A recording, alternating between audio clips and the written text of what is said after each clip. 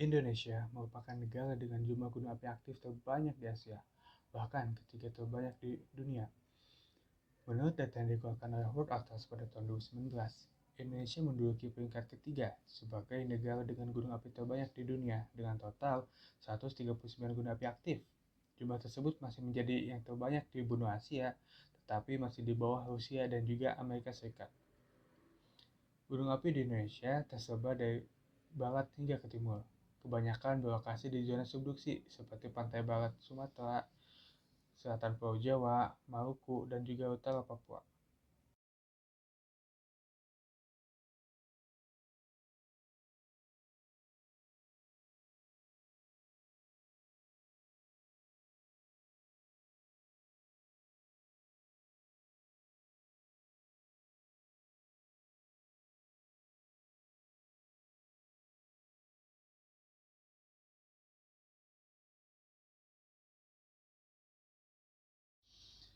Geografi Indonesia didominasi oleh gunung api yang terbentuk akibat zona subduksi antara lempeng-lempeng tektonik.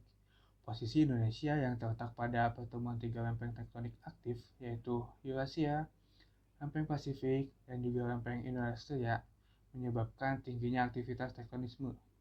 Tingginya aktivitas tektonisme di Indonesia berbanding lurus dengan tingkat vulkanisme yang juga tinggi di Indonesia.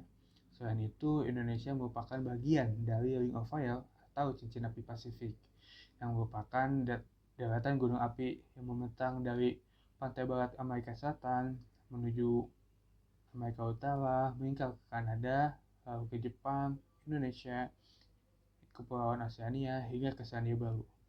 Daratan gunung api tersebut merupakan pusat vulkanisme di dunia.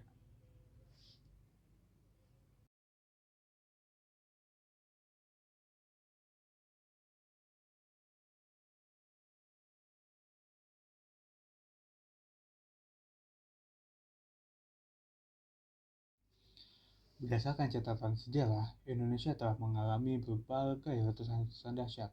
Di antaranya adalah letusan Gunung Krakatau yang terjadi pada tahun 1883. Suara dari letusan Gunung Krakatau terdengar hingga ke Australia dan Afrika. Dahsyatnya letusan gunung api Krakatau ini menimbulkan tsunami dengan ketinggian hampir 40 meter. Letusan Gunung Krakatau sendiri memiliki Volcano Eruption Index 6.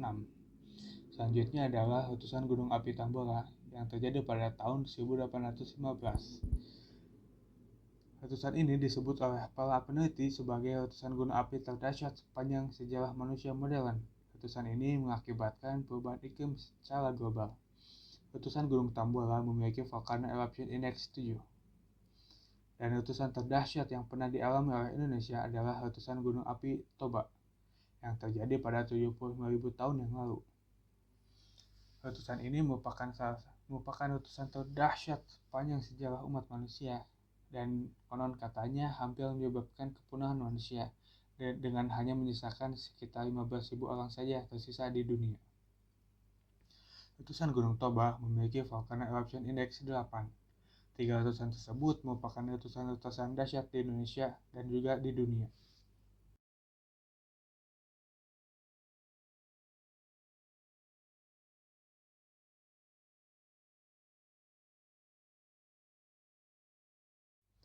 Dalam kurun waktu 10 tahun, dari tahun 2011 hingga tahun 2019, Indonesia mengalami sekitar 58 letusan gunung api yang berdampak pada kehidupan manusia. Jumlah tersebut belum termasuk aktivitas vulkanisme kecil yang rutin terjadi setiap harinya. Dengan tingginya tingkat vulkanisme di Indonesia, kita perlu memahami tingkat keaktifan gunung api sebagai upaya mitigasi bencana. Tingkatan yang pertama adalah status normal. Pada status ini, gunung api tidak mengalami perubahan aktivitas secara visual, seismik maupun kejadian vulkanik. Gunung berapi cukup aman dan tidak meletus dalam waktu tertentu. Tingkatan yang kedua adalah status waspada. Status waspada menandakan peningkatan aktivitas gunung api. Pada tingkatan ini mulai muncul aktivitas seismik, kejadian vulkanik, dan kenaikan aktivitas di atas level normal. Status selanjutnya adalah status siaga. Status siaga menandakan bahwa gunung api mengalami peningkatan kegiatan seismik secara intensif. Ada perubahan secara visual atau perubahan aktivitas kawah aktivitas dapat berlanjut ke letusan. Tingkatan yang terakhir atau tingkatan yang paling tinggi adalah status awas. Status awas menandakan bahwa gunung api segala atau sedang meletus. Pada tingkatan ini, erupsi besar diperkirakan dapat terjadi dalam kurun waktu 24 jam. Kata letusan berpeluang terjadi dalam lebih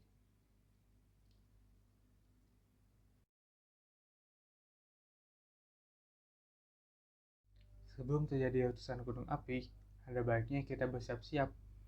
Di antaranya adalah memahami jalur evakuasi dan juga mempersiapkan logistik-logistik yang diperlukan apabila terjadi letusan gunung api. Adapun ketika terjadi letusan gunung api, sebaiknya kita menjauhi radius-radius berbahaya dan juga kita menjauhi daerah lembah ataupun daerah aliran sungai. Hindari juga tempat terbuka. Berlindunglah dari abu vulkanik dengan masuk ke dalam ruangan. Jangan memakai lensa kontak. Gunakan masker atau kain basah untuk menutupi mulut dan hidung agar terhindar dari abu vulkanik. Gunakan juga pakaian tertutup yang melindungi tubuh seperti pakaian panjang, celana panjang, dan juga topi. Setelah terjadi letusan gunung api, ada baiknya kita menjauhi wilayah-wilayah yang terkena dampak abu vulkanik. Dan pastikan juga untuk selalu menaati dan memahami arahan-arahan yang diberikan oleh petugas. Setelah dirasa aman, maka tahapan selanjutnya adalah kita dapat membersihkan atap rumah dari timbunan debu vulkanik. Karena beratnya debu vulkanik dapat merobohkan dan merusak atap rumah ataupun bangunan lainnya.